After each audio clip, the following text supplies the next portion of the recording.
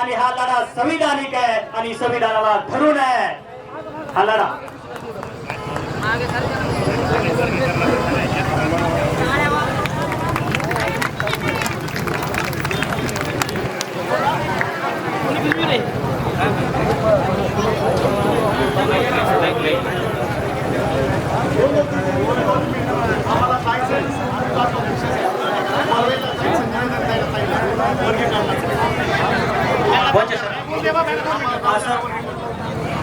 अनिल भाऊ चालले हे आपलं म्हणजे सुनील सुतार यांना माझी विनंती की त्यांच्या मंचावर येऊन तुमचे मनोगत व्यक्त करावा.